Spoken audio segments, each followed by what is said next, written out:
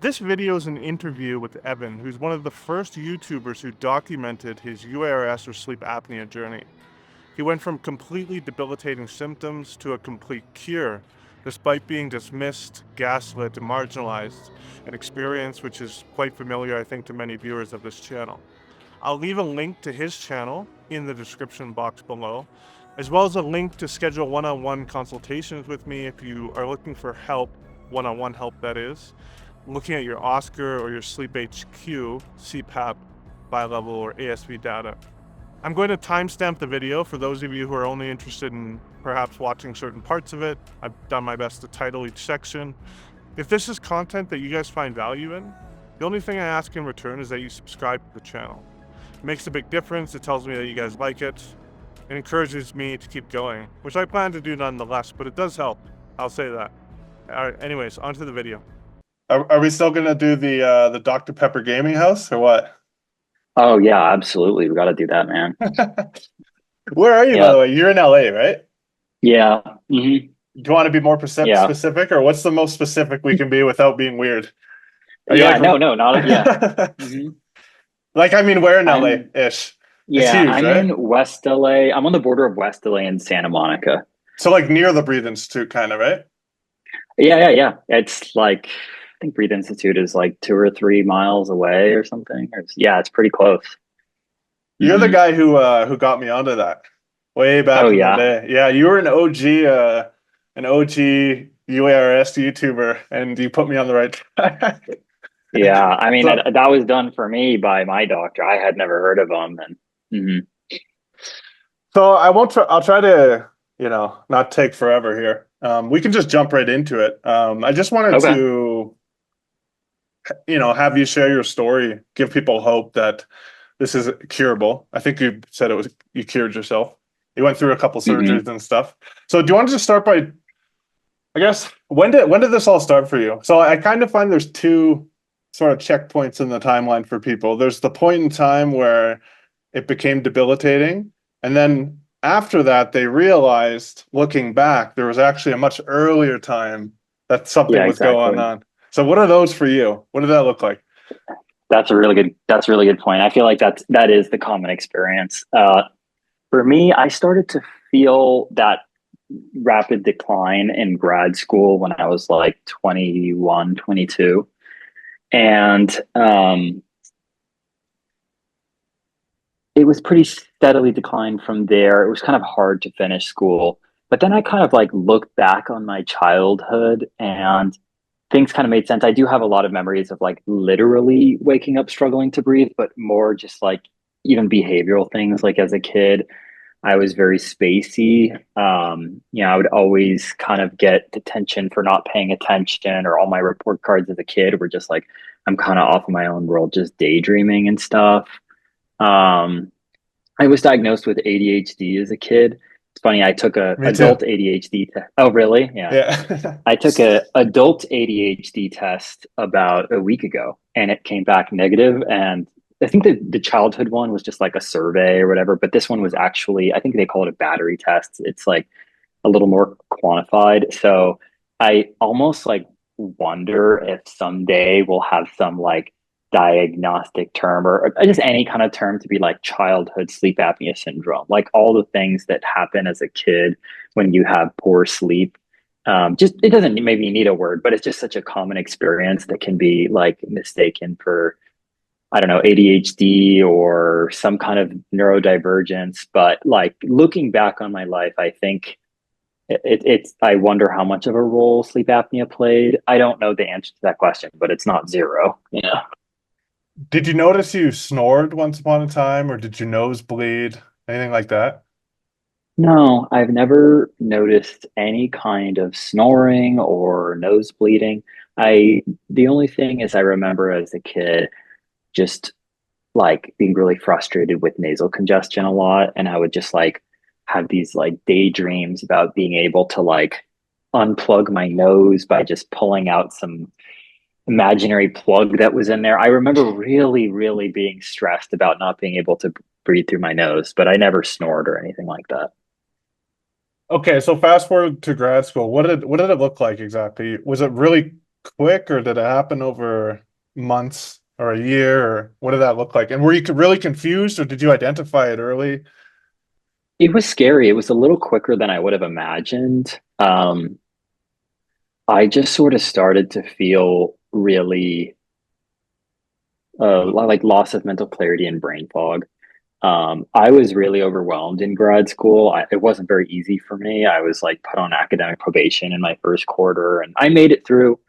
But it was kind of a lot of things going on. I was having like the worst insomnia of my life, and then I was put on. I was taking trazodone to help me fall asleep, and that doesn't make you feel very good. And then I was getting by, but I was just really stressed, and so it felt like it came on really quickly, but a lot of things were kind of happening at once. And so I thought to myself, well, this is new. I've never felt this way. I've always been able to deal with stress relatively well, and now I'm not able to. But is that expected? Is there something going on?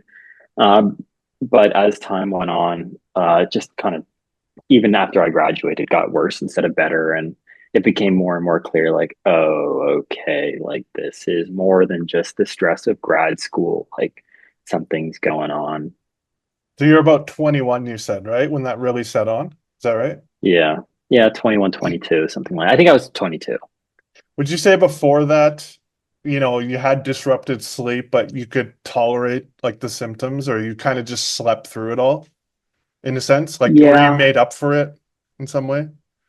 Yeah. I think like I just had a generic, a youthful vitality that took me through. I have always had difficulty falling asleep and staying asleep as a kid and a young adult, even before up to 21 years old. And it so I guess, yeah, I guess it's also one of those things where you don't have a baseline. I didn't have a baseline because I've never lived in anyone else's body but my own, and I've never lived in a body that didn't have sleep apnea until I was cured, within the past few years.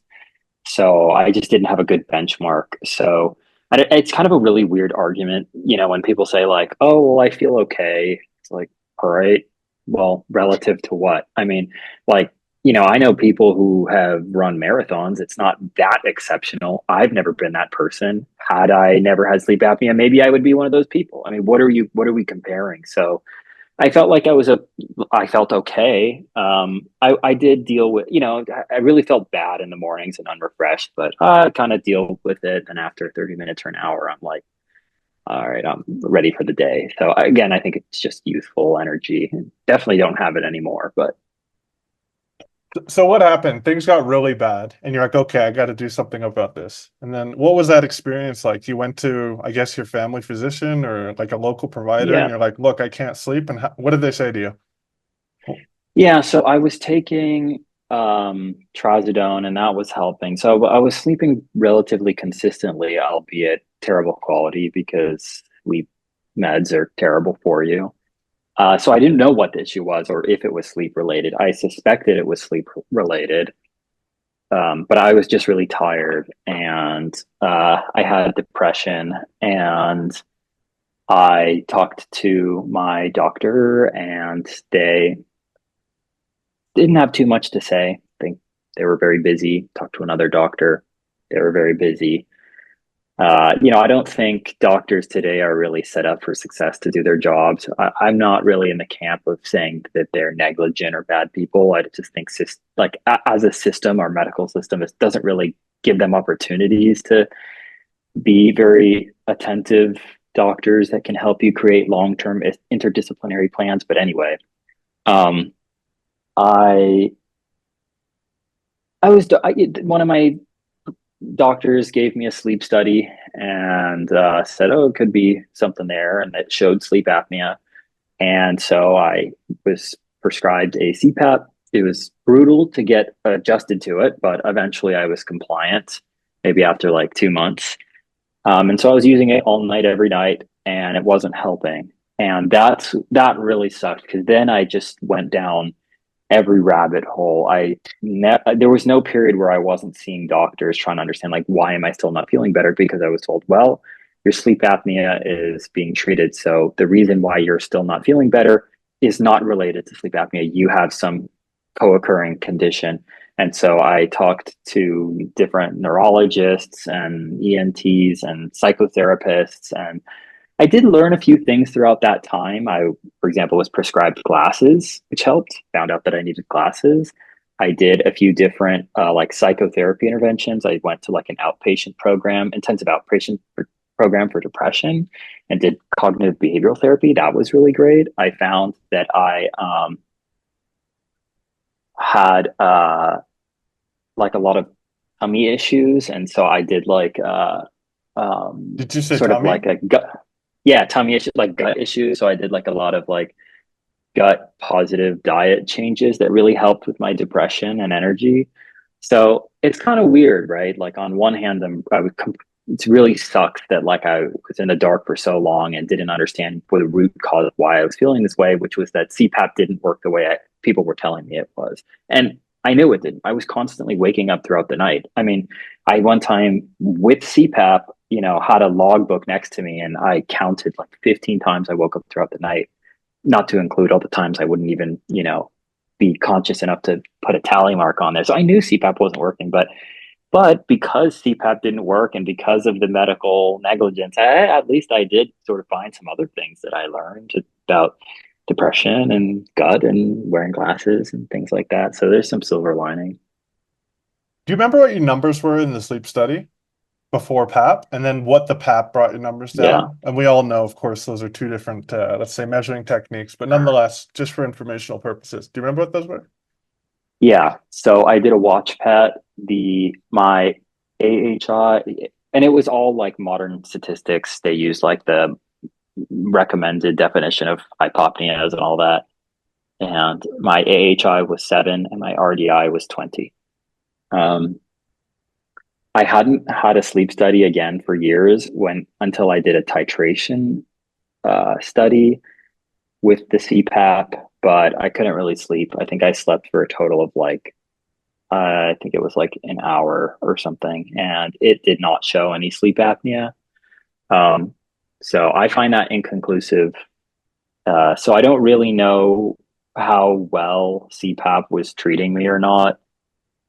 I don't have numbers for it, but I did get a repeat sleep study after all the surgeries, which showed no sleep apnea. Did you go way into the weeds with PAP? Did you get on bi-level and ASV, maybe Oh, even? dude.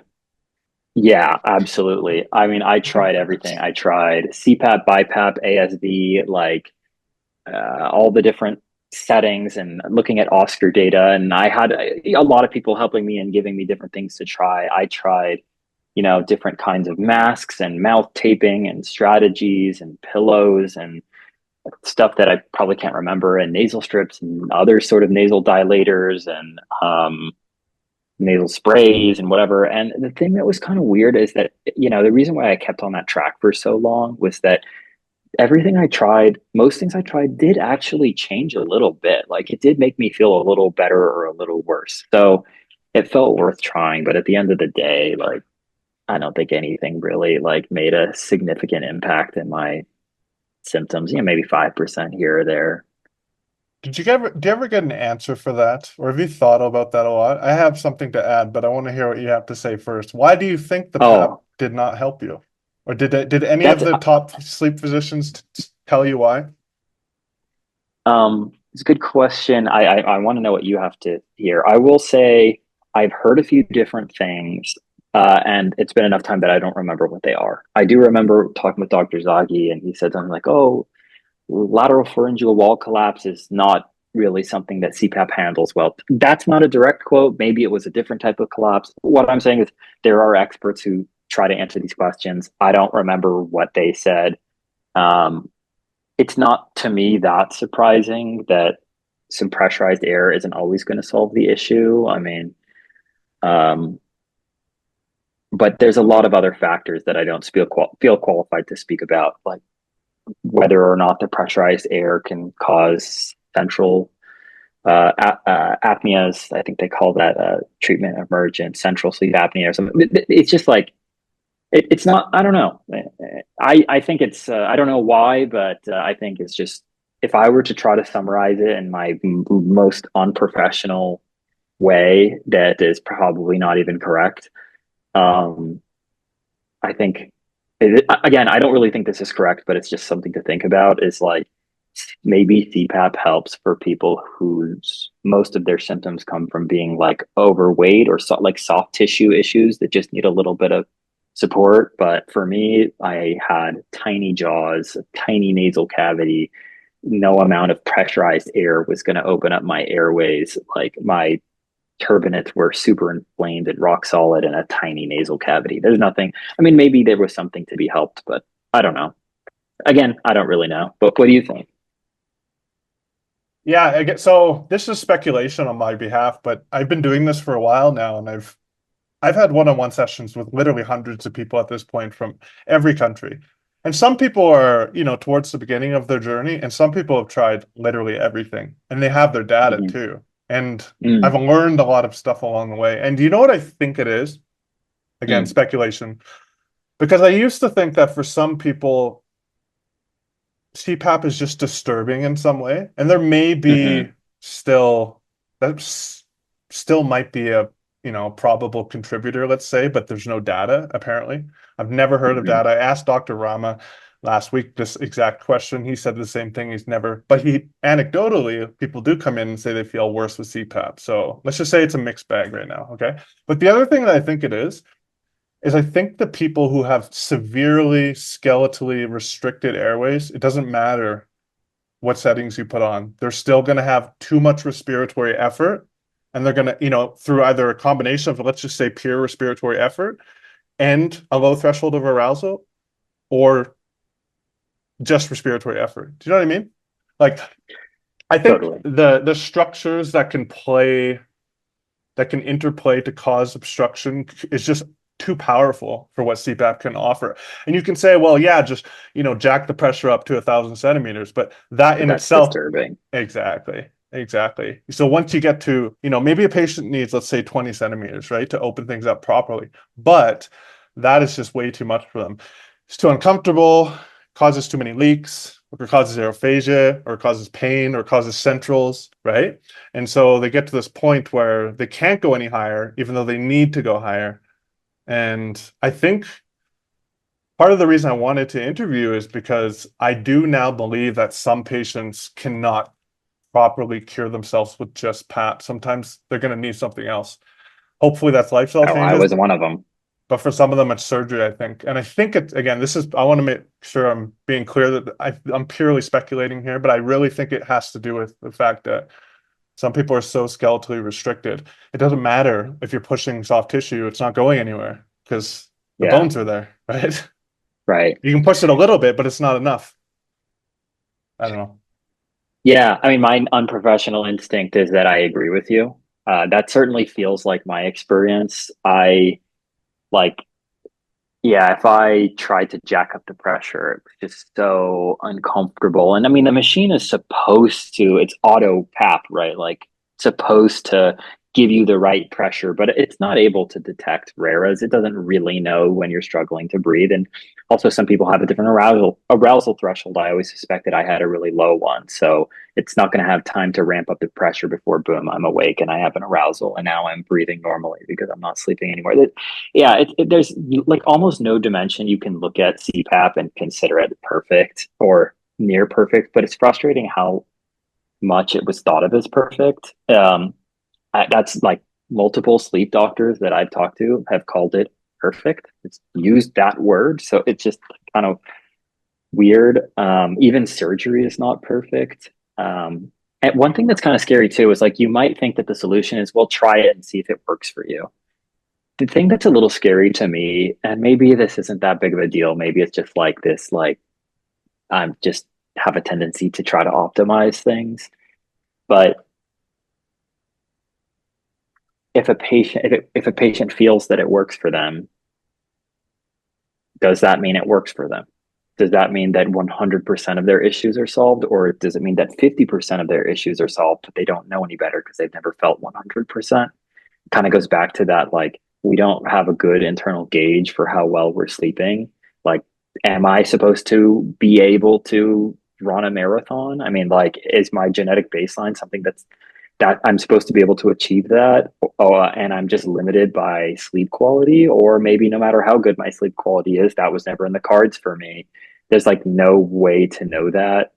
Um, Maybe if people are happy and they feel okay, then it doesn't matter. But I think that surgery is kind of in some ways comforting, because if I open up my airways and I don't have sleep apnea anymore, I don't need to ask the question like how much have I treated my issues? I know that I've treated all of them.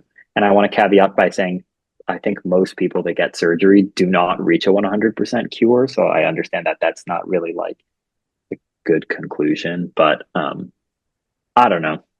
Yeah, I completely agree with your point. I think you're making an amazing point, and I see this over and over again, whether it's in PAP settings or getting like maxillary expansions. People keep saying the same things. They say, I had no idea.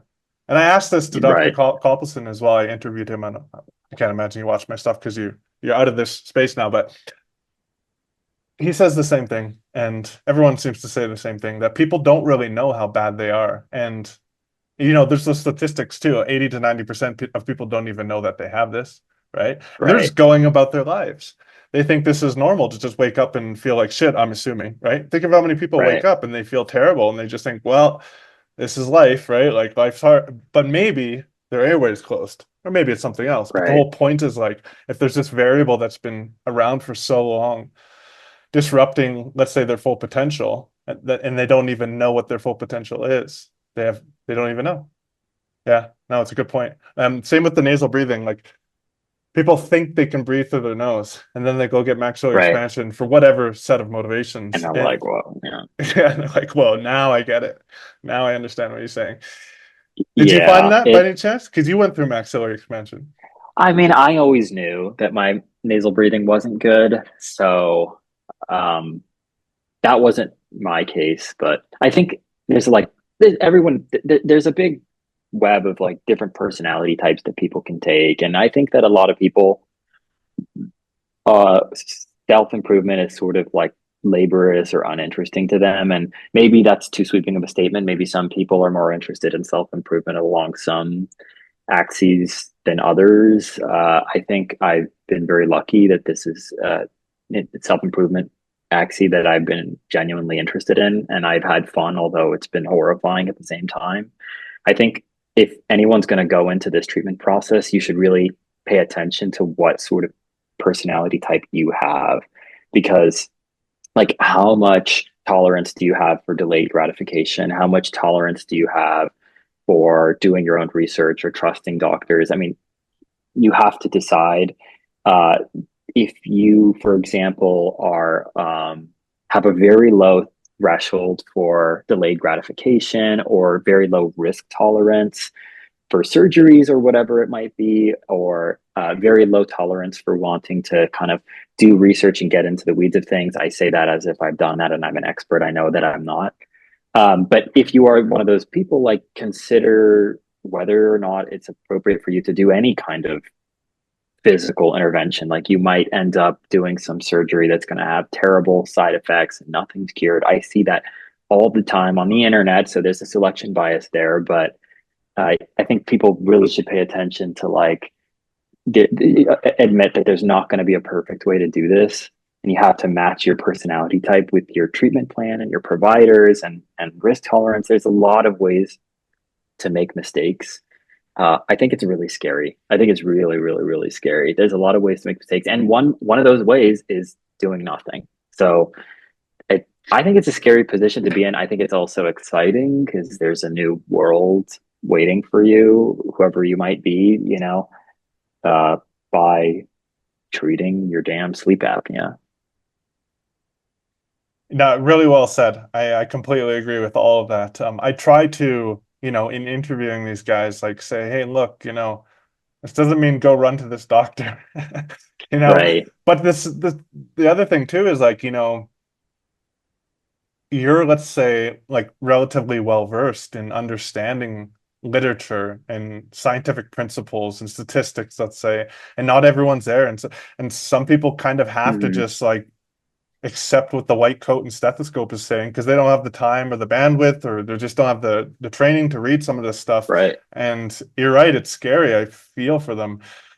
And yeah, you can make, And yeah, I don't let me just quickly say, I don't have an answer to those people. That's what's kind of terrifying. Like I have a slightly academic job. I'm an engineer, and I work for like a little more of a researchy company. And I think that does help a little bit. Again, not an expert, never will be. I think there's a big fallacy in this country that just because you're generally good at stuff, then you can be an expert in something. No, but I think it does help a little bit. And if you don't have those skills, I don't have an answer because I still found the whole thing treacherous. So, um, yeah, that sucks, and my heart goes out to those people. I wish the system would change, and I don't know what I would do if I were you. Like maybe the solution just go to a clout doctor. Like maybe that's it. Just do what they yeah. say. I wonder if I think you're going to say the same thing, but what I realized too over time was even, the most reputable doctors, and who knows what that means, because even that, I think we're already starting from, let's say, a shaky, precarious position. But the people who are considered to be the most reputable, coming out of the centers of excellence, let's say, in sleep medicine, even they are disagreeing. So what is the normal person I supposed to know. do, right? Like literally everyone's getting a different plan. They go from one doctor to the next. Doctor two says, no, no, no, no. Doctor one, that's totally not what you should do. You should totally do this. And then they go to doctor three, and doctor three says, they're both wrong. I mean, you got to roll the dice to some extent, like you You said, but gotta. it's scary, like it's your face, to your airway, it's your life, it's your money. It's a lot of money for some people. Right. And I guess like I just want to like leave on this note, which is that I understand that for a lot of people who might hear something like this, that would cause a lot of like analysis paralysis and decision fatigue. And it's really scary. And it feels like I think like I want to encourage people that like don't let perfect be the enemy of good. Like having sleep apnea is already nearly a worst case scenario. I think there is actually a even worse case if you have some horrible surgery side effect, but like if you roll the dice, you're more than likely to profit. It's kind of the opposite of Vegas gambling. You roll the dice, you're more than likely to lose money. I think if you roll the dice here, you're more than likely to profit. I think the odds are highly, highly in your favor, even if you make an uneducated decision. So I don't want people to hear that and get too scared and feel hopeless. There's a lot to optimize, but yeah, try to think of it as exciting. And I mean, the worst thing you can do is maybe not the worst thing, but one of the worst things you can do is nothing.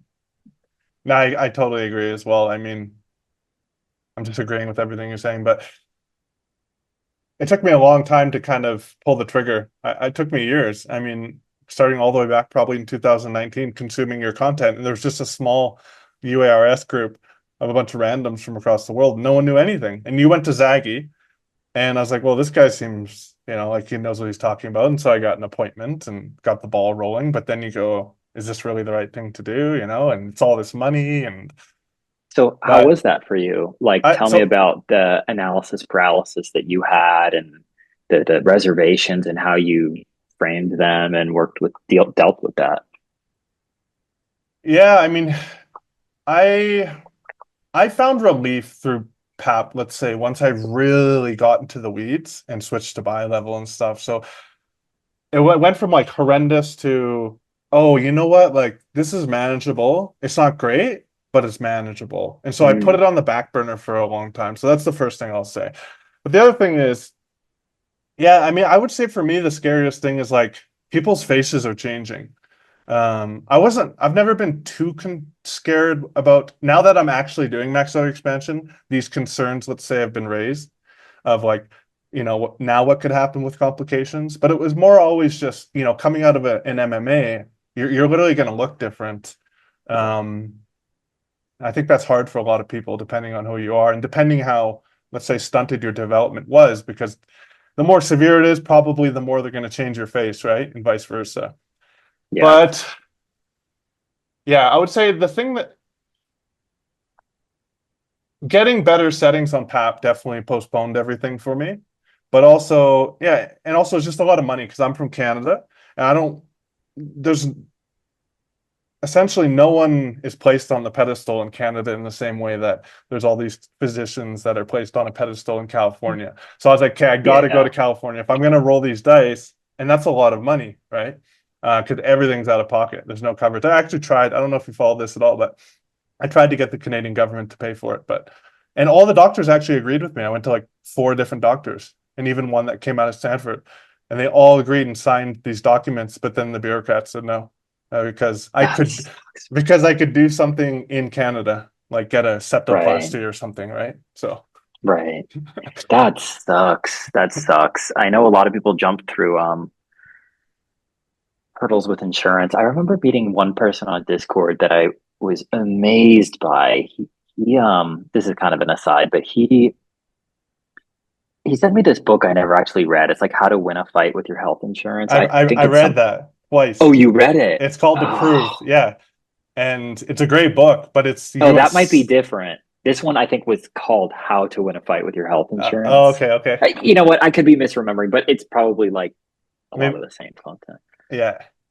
But yeah, there's a whole system to it. Now there's even a service. There's these kids out of Stanford. Not kids, I mean, I think one of them's in high school. I could be wrong, or undergrad. But these 2 guys now, they literally write appeals for people, and they use this like Wow. insurance legal framework, and it Yeah. works. It works apparently. Like they do a pretty good Wow. job because yeah, it's pretty cut and dry, right? You just have to prove if it's medically necessary, I guess, and just use legal terms with them and be firm and say, put this on record. This is what I'm requesting Right. legally, with my counsel. And if you guys are denying Yeah. me, then deny it properly. And they don't do it usually. Yeah. This person, I remember they wanted to do, and if this person happens to be listening, like let us know in the comments, but they wanted to get um, ease covered, which is the maxillary expansion surgery done by like 2 people in the world or something like that, 1 or 2. So they had to like gather all this scientific evidence and like get their doctor to sign some stuff saying that you cannot replace, there's no other surgery. And it was their way of doing out of pocket. Like they're like, well, why couldn't you do maxillary expansion in network? And they had to prove that there were different outcomes. They wrote like a 50-page long appeal or whatever. I hopefully the service is a lot quicker and more straightforward, but it sucks. It sucks like how many hoops we have to jump through. And I'm sorry you didn't get yours covered. That doesn't feel Evan, right. I put together a 105-page document with like 22 pages of scientific written argument in font 10 with like 100 references. And they Wow. still denied me. I made I Wow. literally got into like I was like, look, economically, like as a collective in Canada, it's better that we address this earlier and blah blah blah because all these public health and blah. Anyways, no, they weren't interested. How did that feel I to get kind that of honestly, denial? I was expecting it a bit, but I had to know. You know what I mean? I was like, I Yeah. had to fight for it just to know so that I can tell everyone else after me what happened. Like, Right. what are the chances here? Because I That's wasn't the yeah. first. I heard of another guy too in a Discord. He was in the same province, same exact thing. Like he tried to fight for it, but I don't think he wrote, this long thing. And I sent it to all these people who are part of the decision-making arm of the policies in the healthcare system in our province. Nothing. One guy called me back and I talked to him for 30 minutes, but and again, all the doctors signed off. That's a really messed up part. It's all the top opinion said, yes, he needs this. Literally, he needs this. There's nothing else. And they said no. Anyway, Yeah. It's so like, what do you do? anyways, maybe I'll share that in the description box. I don't know. I'll think about it. Yeah, it'd be Retract cool some to stuff see. for people to read. But okay, let's get back to you. You Okay. CPAP's not working. You go talk to Zaggy, talk to a couple other people, and they start recommending stuff to you. What does all that look like? Yeah. So I remember talking to a ear, nose, and throat specialist. Um, I don't even remember why. I had gotten nasal surgery. It didn't help at all. I got turbinate reduction and septoplasty, and it wasn't even my surgeon that I was talking to, but I must have been asking just for another opinion, a second opinion or something. And they said, I don't really focus on like breathing stuff, but I went to a conference and I listened to this guy, Dr. Zaghi from the Breathe Institute speak. Like, he seems like he might have something to say. And I wrote it down on my phone and I kind of like pretended to act interested, but like deep down in my soul, I like felt like, God, this is just like the 200th dead ends. And, but I was like, but I have to just be a responsible and adult and follow that thread. And then I spoke to Dr. Zaghi, and he kind of validated what I had always suspected, which can be a bias, but he said, yeah, CPAP, it's not perfect, doesn't work for everyone, and sounds like it's not working for you. I'm looking at the way that you twitch, and I'm looking at your scans, and I'm looking at your facial structure, and it's just really no surprise to me that you're still untreated. You need maxillary expansion, maybe jaw surgery as well, but yeah, we got to get you in and do some scans. Yeah, and I don't know, it just clicked. It felt like, yeah, of course. Like, I mean, just visually, I had the tiniest jaws and the terrible nasal congestion, and I was waking up constantly throughout the night. Even I would have like in my dreams, I wouldn't be able to sleep. Wouldn't be able to breathe, and then I would wake up short of breath with a CPAP on. So it's like, it just didn't even feel like this grand revelation. It was just like, okay, yes, thank Finally, you. Let's, yeah. yeah, like I wasn't just going to go get some surgery without a doctor telling me it was necessary. So I wasn't going to explore what that would look like. Also, at the time, this was like 2000 and 2020. No. Yeah, I think it's 2020.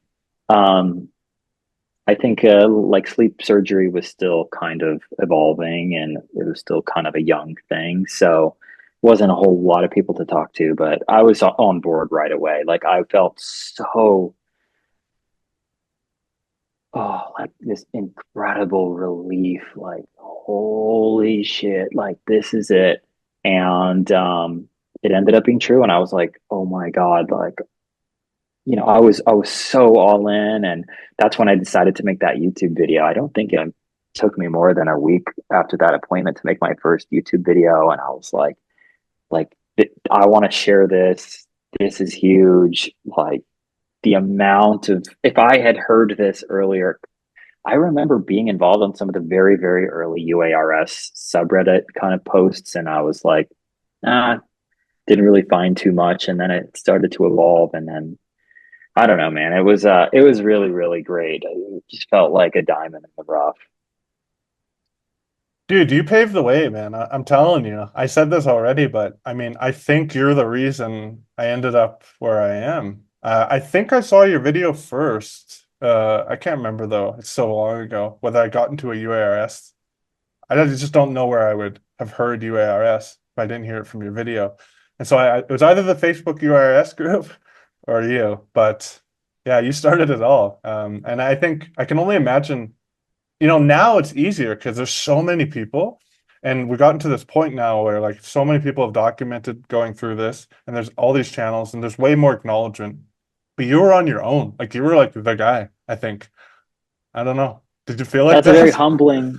I mean, that's a very humbling thought, and it feels good to hear. I definitely wasn't alone, and I think finding Zoggy, like that was amazing, and I made that YouTube video. But right when I posted that YouTube video, like it got some attention. I joined some like UARS Discord, and the people in that Discord, well, some maybe it was a hodgepodge. It wasn't all good, but a lot of people, I felt like they were right there with me, and I learned so much from them, and they were looking at responding to my videos or looking at some of my scans or saying, oh, this, you should ask this doctor or whatever. So it definitely actually did not feel like I paved the way, because a lot of the content that ended up in my YouTube video was really motivated by discussions I had with people that actually knew much more than me.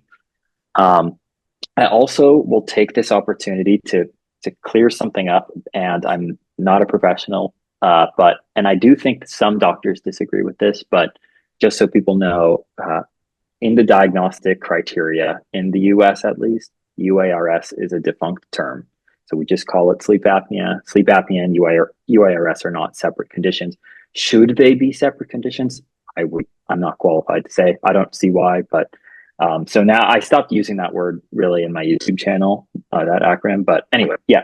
No, it's a good point. I asked Rama about that, and he thought it was a brilliant move on behalf of whatever regulator pushed that through because AASM, yeah. it fixed it all, you know? Because Yeah. you know why too, right? Because there's so many of these doctors. I saw this in Canada too. I say URS to them, and they go, right, like UARS. But now you can just say sleep apnea if your RDI is 5 or above. Sure. Yeah. And they can't Absolutely. scoff you, right? Mm-hmm. Yeah. Okay. And I'll also use this real quick. Not all labs measure sleep apnea using the new criteria. So just because you tested negative for obstructive sleep apnea, they could still be using the old definition and not the one that has now lumped in UARS. So anyway, sorry, what were you going to say? That's a good point too. And I've mentioned this in videos before, and Ram and I actually discussed this a little bit, but it's a huge problem that these sleep tests aren't standardized. And so what I think is going to happen is either the watch pat or a variation of the watch pat is like going to become the test, and everyone's just going to have to get this test, unless it's like, let's say, super complex patient who needs PES or something, right? But it's so silly that everyone's kind of doing their own thing and marking the severity of sleep apnea. And then not only that, people walk away and think, oh, I'm this or I'm that. And it could be totally wrong, or and half the time it's irrelevant. Like, I mean, my HI was 4, but I was debilitated, right? I couldn't even live without CPAP. I mean, I wouldn't be able to sleep. And I had a 4. Yep.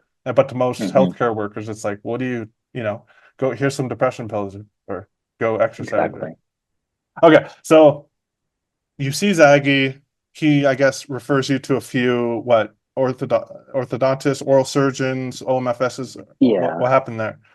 So Dr. Zaghi provides a pretty comprehensive treatment. He has a co-surgeon and myofunctional therapist he works with and a preferred orthodontist, but it was just expensive. He's sort of a premium treatment center. That's just how he kind of positions his care. And so I already knew I wanted to get second opinions because that's just a smart thing to do. But I also wanted to try my best to get something that was covered by insurances. I knew it was going to be hard, but I wanted to try, or at least mitigate the cost, because at the time I got fired. I think at the time maybe I did find a new job, but I was like, oh, I'm just gonna get fired again. So money was a big concern for me. You want to talk about that a little bit? We'll tangent here. What happened? You were just so tired and cognitively impaired you couldn't do your job? And then they that noticed? was a big part of it. Yeah, that was a big part of it. I mean, I was working for this like startup company out of China, and the company got like blacklisted by the US Department of blah blah whatever. So they had to close down their US offices one way or the other, and everyone lost their job. But I stayed on a little longer just to document some stuff, and then they fired me and said it was due to performance reasons. So the way I interpret that is I actually think that they were being honest. I know that I was a very disappointing hire for them. I know that I was very unproductive and not what they hoped out of me. I think that maybe they would have kept me on a little longer if the offices didn't close, but I doubt it. So yeah, I mean, that was like one of the worst years of my life. It was just really bad depression. The sleep apnea was bad. Like every day just felt extremely painful, and I worked on site, and I just like didn't even like every day felt like this insurmountable thing. And some things made it better and worse, but I was eventually fired, and that made me really like hopeless about what was I going to do. And then thinking about the costs of all of these surgeries, it was really scary. Yeah. Okay, I derailed you, so I apologize. Okay. Zaggy's premium service, you were kind of like, okay, like I wish I could do this, but right now I'm financially probably not the best option. So what did you do? I went to a bunch of different doctors and different orthodontists, different maxillofacial surgeons and ENTs and stuff. They're just seeing, well, who offers. At first, it was MSE, so maxillary expansion, and then I stumbled onto a rinky-dink little rundown office in like central LA or Koreatown or something. And I was like, how did I find myself here? And it was just someone that someone in the Discord recommended, and I looked at their stuff, and it was Dr. Audrey Yoon. She's since replaced that office and has a nice one now. I have yet to visit, but I mean, I met her, and she sat down with me, answered all my questions. She even, I remembered, printed out for me a bunch of academic papers that she wanted me to read. And she walked me through parts of them that she thought I'd be interested in. And she was really clear about what the risks are. And she just, said, I was like, well, how likely is it to do this or that? She was like 80%. And I was like, well, how many patients are there? Just, it was so direct. It was so like no frills. She just felt like she just didn't have any ego about it at all. And she offered a fraction of the price at anyone else. It was just like a no brainer. To this day, picking Dr. Audrey Yoon. So Dr. Audrey Yoon was my orthodontist. A lot of times the orthodontist, they just kind of maybe install the expander and do the, no, Dr. Audrey Yoon was my lead healthcare provider throughout the entire process. What's her specialty? She is an orthodontist and I know she does one other thing. It's like child surgery or something, like child oromaxillofacial surgery or something. I don't really remember what it is, but she's not a oromaxillofacial surgeon. She's not a sleep doctor, but she knows more about oromaxillofacial surgery and sleep medicine than a lot of the actual professionals. She is just like one of the most impressive people I have ever met. And she's such a bright and just energetic person. And to this day, I just like really, really accredit a lot of like my successful outcomes to her. I mean, she's been really straightforward in trying to steer me towards making better choices. And some of the things she's done have really led me away from some really negative outcomes. And yeah, she's just wonderful. So, I mean, I still had to continue to do more research who was going to do my double jaw surgery and all that. But that was like maybe the best decision ever. Had I gone with Zoggy, maybe it would have been just as good, but it would have been more expensive. I think, I think it still would have been great, but it's just a little cost prohibitive. And you found this gem through the Discord, is that right? Yeah, pretty sure. Most things. I don't think I think there's a few Discords, but I don't think people really use them the way they used to, but those early days were kind of interesting. But yeah, it's just, there was kind of a circle of clout.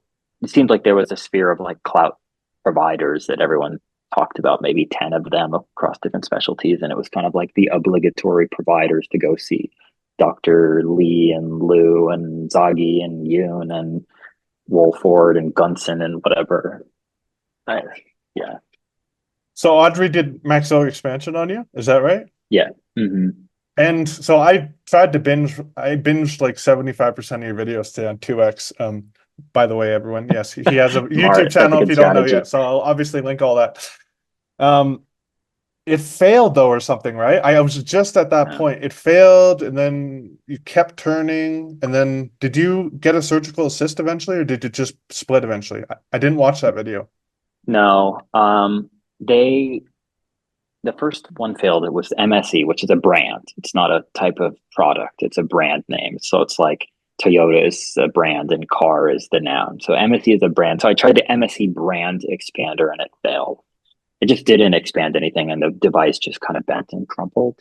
And so then the surgeon that I had selected at the time, which I ended up moving away from, which was Dr. Stanley Liu, wanted to do, he called it dome, just surgical assisted maxillary expansion. And Dr. Audrine was like, wait, I have this new custom fabricated super strong expander. Let's try it first.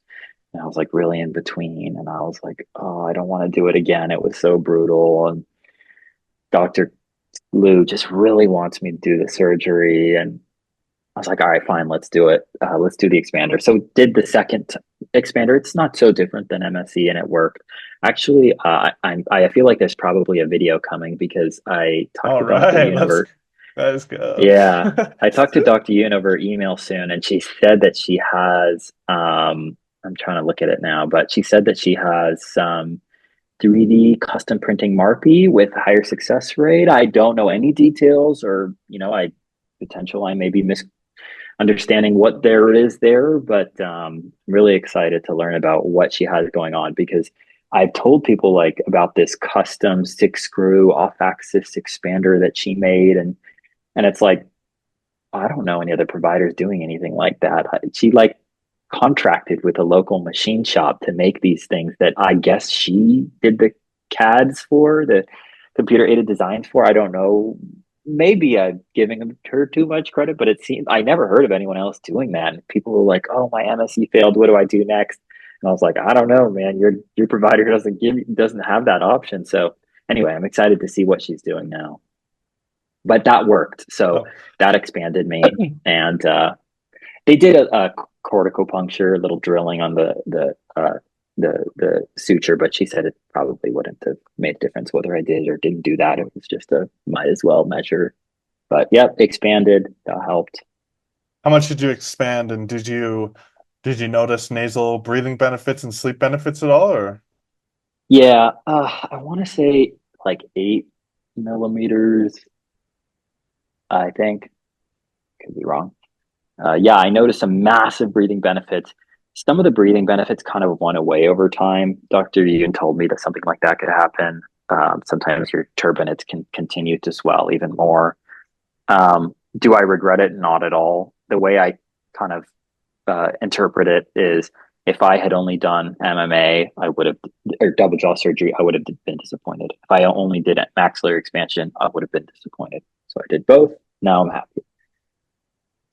Yeah, how did you like, oh man, you made that decision early on. Again, I'm gonna credit you, even though I know you like to deflect the praise, okay? But this whole conversation about just doing orthognathic or doing maxillary Yeah. expansion and then the double jaw. How did you, was that an easy decision for you, or were you confused?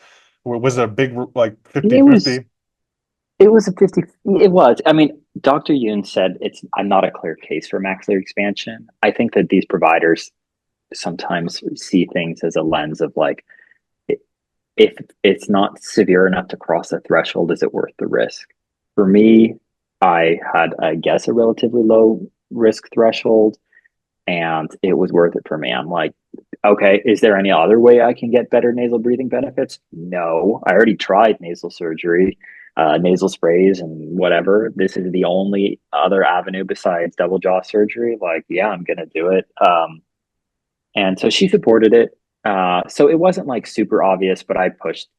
I told her like I want to do this. I'm doing this. Like I mean I looked at my jaw. It was narrow. I mean it wasn't like a keen insight. I know I wanted to expand it.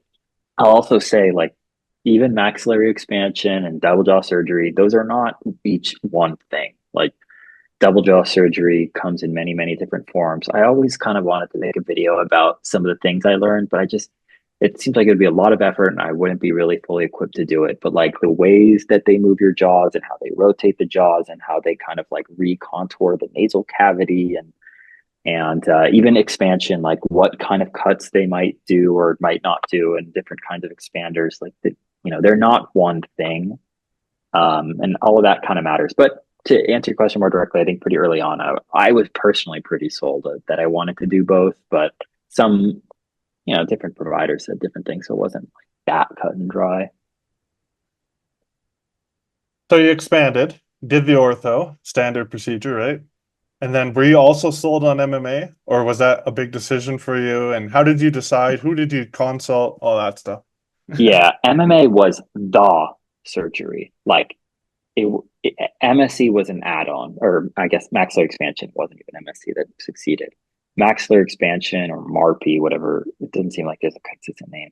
That was an add-on. MMA was the surgery that was supposed to cure me. And I mean, it's just because jaw deficiencies in the MMA direction, whatever this one's called, was much, much, much worse than how narrow my maxilla was. So that one was like an obvious, yes, I'm going to do this no matter what.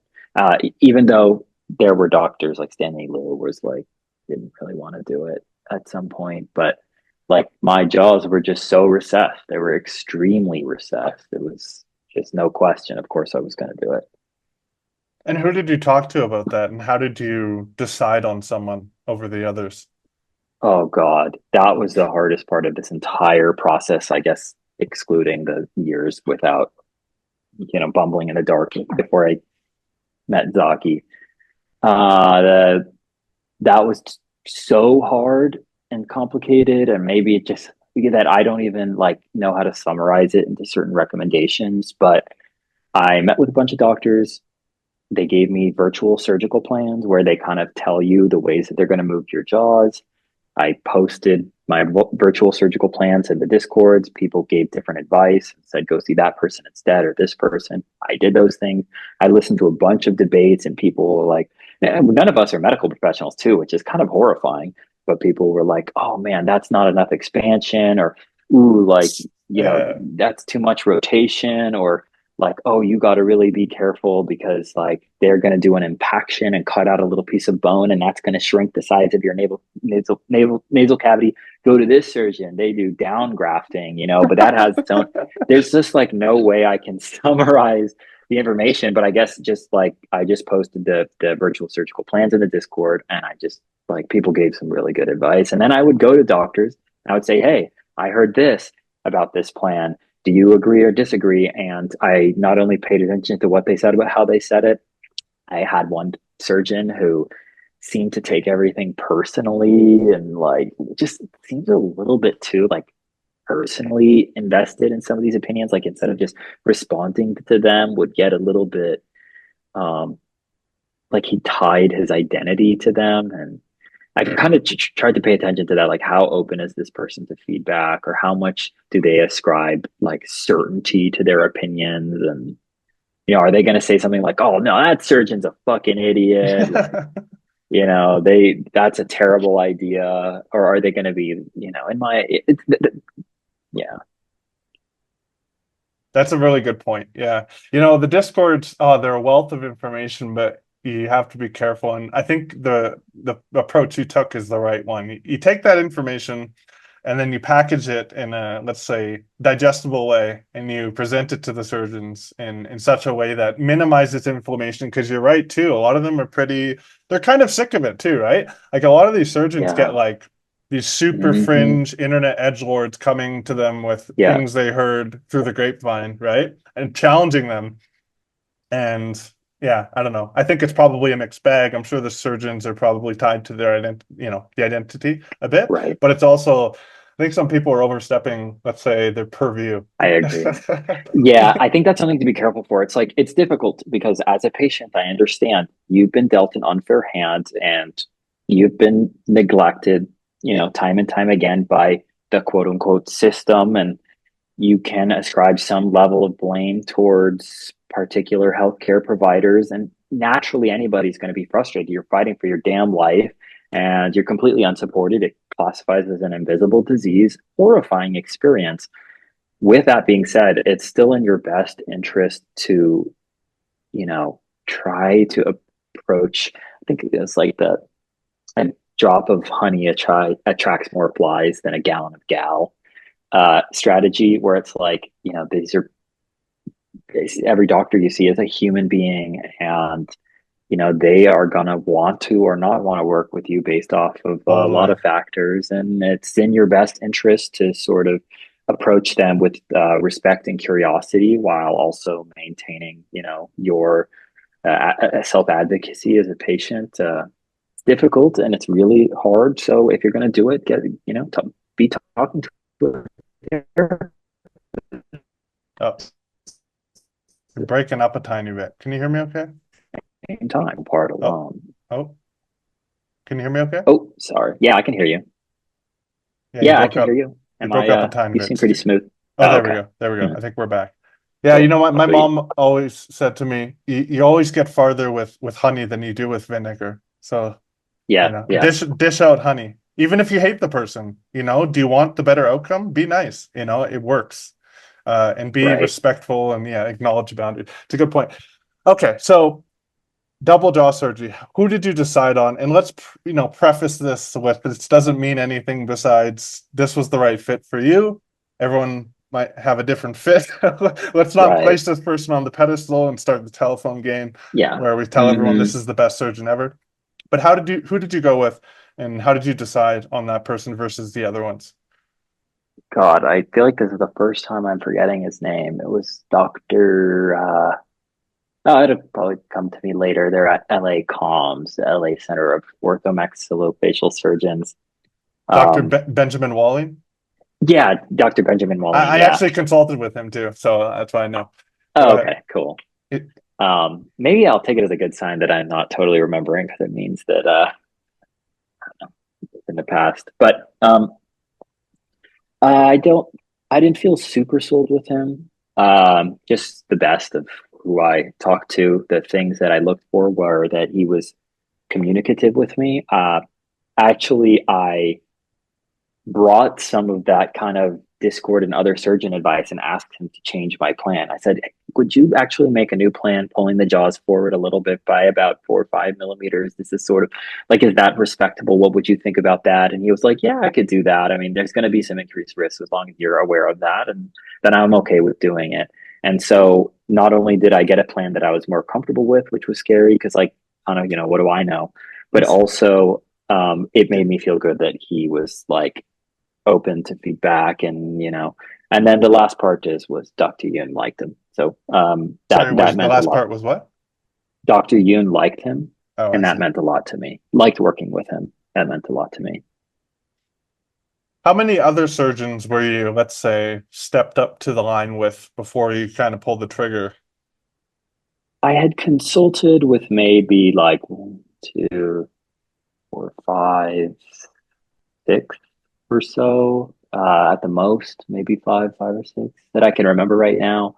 And I was between three, and I was down to the wire where I had to make a decision. And I didn't make the decision till like one day before the very, very last day. I don't even remember what the timeline was, like why it was so much pressure. I think it was some Stanford scheduling thing, but I had three surgeons to choose from. And I really, really didn't know which one I was going to pick until the last day. And I chose Walling because he just felt like he had the least of a kind of like quirky and intimidating personality type, and my orthodontist liked him the most. And he also agreed to commit to a surgical plan that was going to be a little more what I wanted. So um, that was the choice. Yeah. And it ended up well, but I also could have gotten my surgery 100% covered by insurance had I gone to Stanford. So it was an expensive decision to make, but I have a kind of a well enough paying job, and so I felt it was worth it. Interesting. Okay. And so when you woke up, I, I mean, spoiler alert, I already know, you already know. It went well, right? So what was that Mhm. like? What did you know immediately? Did you sleep good Immediately. immediately? Did you have to wait a month before your No. sleep kind of got to its peak? So I felt it immediately. I just could feel air flowing through my neck so much better. So I knew immediately.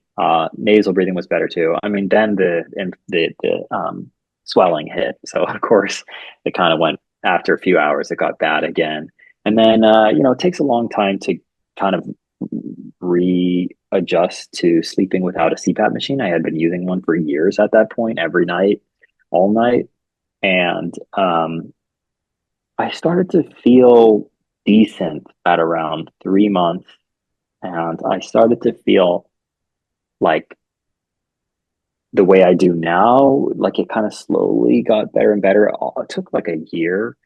I still don't really know how to explain that. I've heard some people say that they've had similar experiences, but I don't know. Maybe like sometimes I wonder how much of that was sort of psychological or not, but Well, it I'll kind add of, something.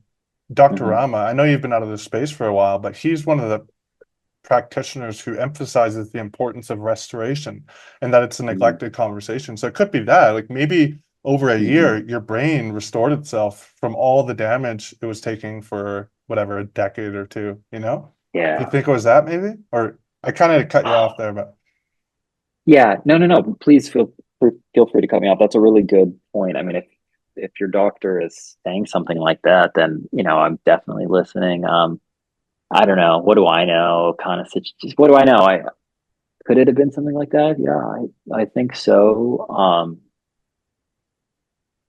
I think so. Yeah. I think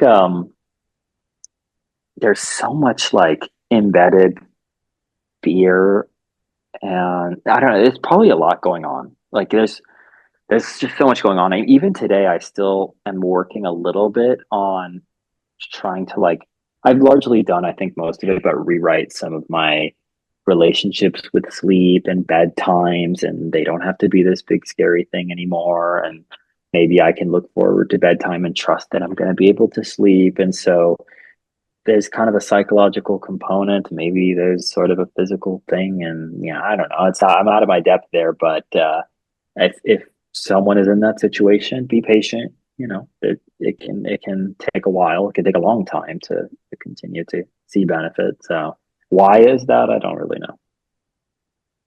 good point, though. I mean, if this was something that surfaced at a very young age, it would be natural for us to Right. expect there to be a deeply psychologically embedded sort of defense mechanism centered around it, right?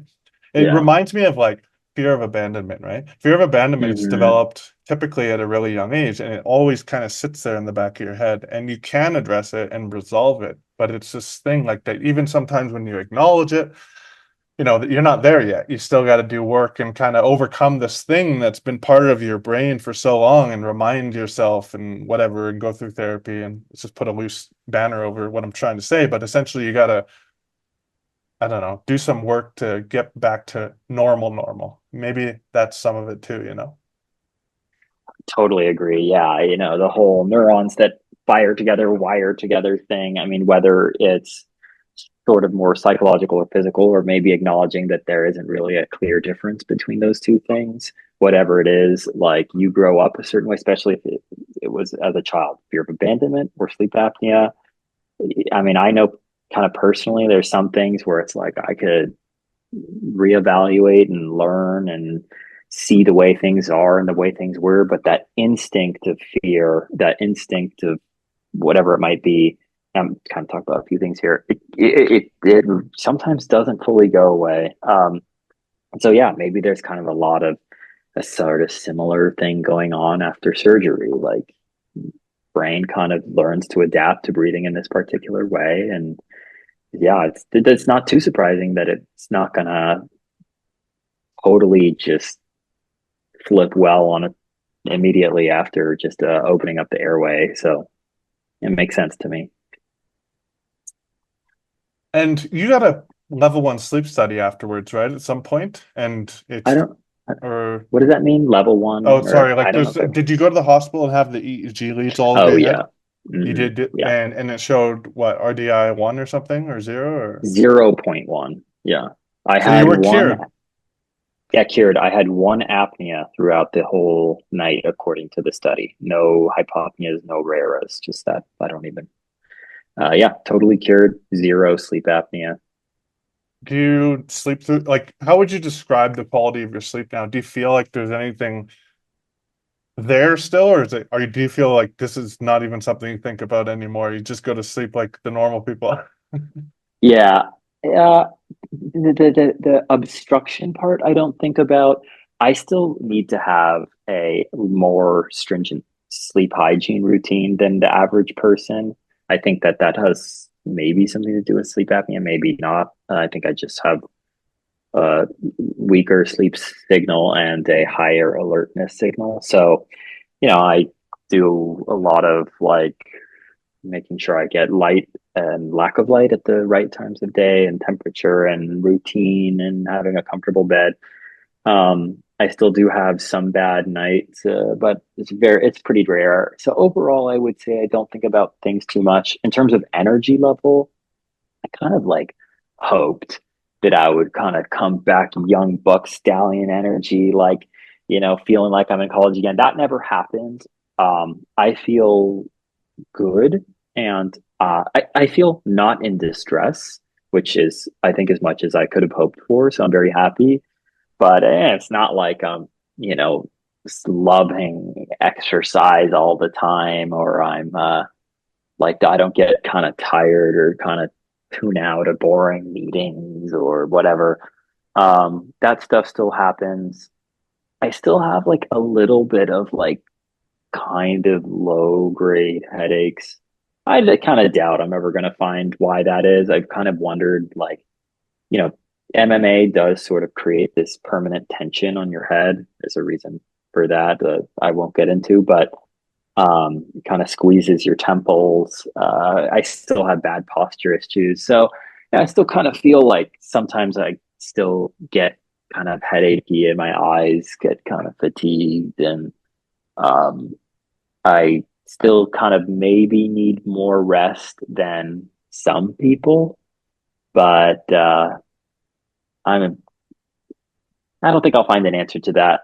Um, or maybe I just tell myself that so that I don't have to look for one. But I'm pretty happy as is, and I kind of never thought I would feel this good anyway. So it's kind of feels like nitpicking to try to understand why I still maybe could feel better, but I still, you know, I try to constantly be learning about health and trying different things and experimenting, and so whatever. Yeah, I think you raise a good point of highlighting this tendency I think a lot of people in this space have to kind of create this ideal that they're going to get when they do cure it. Like they're going to Yeah, be Superman, you know? yeah, that's what But I real, thought. Yeah, and that's relatable. Even like, times when I've improved my PAP and just with other patients, they just say the same thing. They just think, you think you're going to be the guy from Limitless, but you're just a normal human being. right. Yeah, and I'm complaining about aging just as much as everyone before me. So Was there anything in this process when you were like really down and out that helped you, that you changed, like your diet, or did you start to exercise, or did you start to talk to your friends more, or anything like that? Or were there things you stopped doing, like, I don't know, drinking that helped?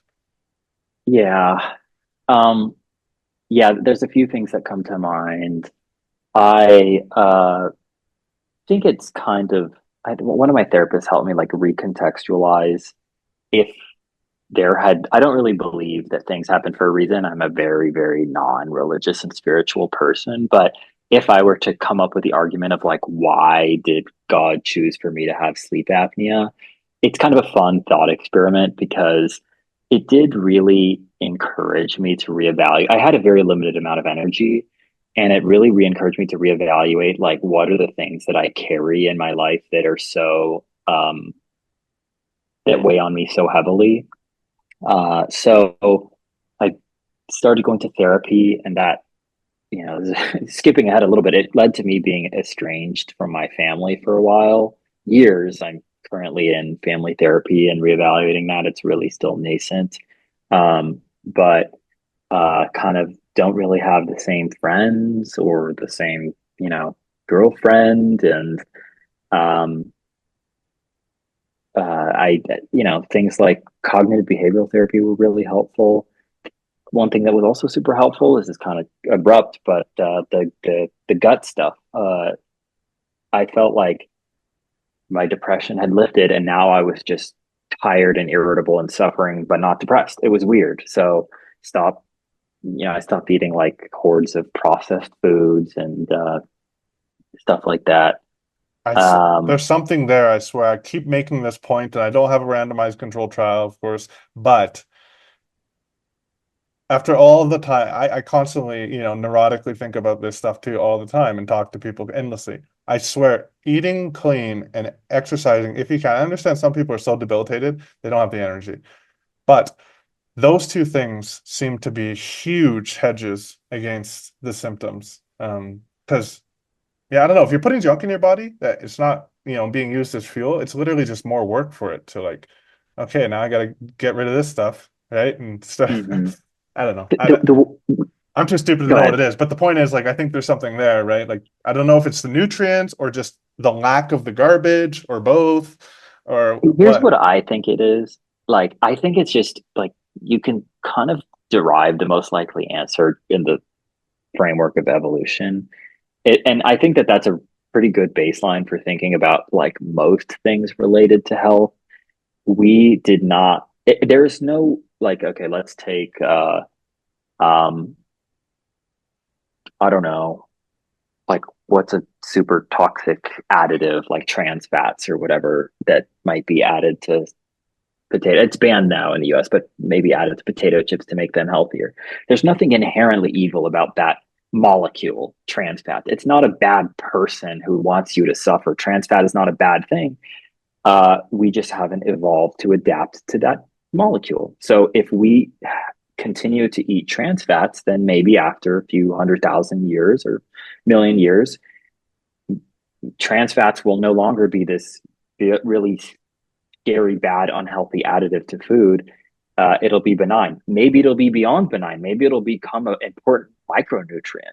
So it's not like it's just we did not evolve to have food colorings and flavorings and preservatives in our food because we didn't have that food science throughout the history of our human evolution. So it's really not surprising that those things are going to be bad for us. The same thing applies with sleep apnea. We did not evolve to live indoors. We didn't evolve to live near highways. We didn't evolve to wear clothes and have linens and carpets. And what the result of that is that it's kicked up a lot of dust and it's made our nasal breathing really congested. We mouth breathe and it changes the shape of our face, causes facial deformities that leads to sleep apnea. And that's not to say that, cars or emissions from planes are these big, mean chemicals. If we want, we can choose to continue to inhale those things. And I'm sure that after however many long time of lifetimes and years, they'll be perfectly healthy. You can stick your face right into a jet engine and just suck it all up and it'll be perfectly benign. So like if you care about, but like that's not, yeah. So I think that's really what it is. I think submitting to that was really, really helpful. The same can be said for light exposure, getting sunlight exposure in the morning, throughout the day and not throughout the night. You're just like our ancient ancestors did. So It's another thing that's overlooked, and I know I get scoffed at every time I tell someone this, but maximize your natural light and expose yourself in the morning. It makes, yeah, and also at night, yeah, don't blast yourself with bright lights because you're gonna, suppress your yeah, melatonin secretion. Yeah, and temperature too. and Like temperature. Yeah, it's warmer during the day than it is at night. There's no fighting that throughout human evolution, and we can get that reversed sometimes. We go into a super air conditioned building during the hot summers and come back at home and it's like 80 degrees and I can't sleep. Okay, yeah, not that surprising, right? yeah, that's a good point too. Okay, well, I think I covered everything, honestly. Is there anything you want to add? Is there anything you feel like I should have asked or like things you think you want people to know? I mean, we could probably go for another 2 hours, but I mean, I gotta cut it off somewhere. No, I think it was a great conversation, Andrew. I think I'm really happy that you're continuing to share information and do some really cool things. And you're a very bright and inquisitive person. I think we covered a lot of stuff. And if we haven't, and you go to sleep and think I should have asked that for whatever reason, just let me know. We can do another one if you want. Yeah.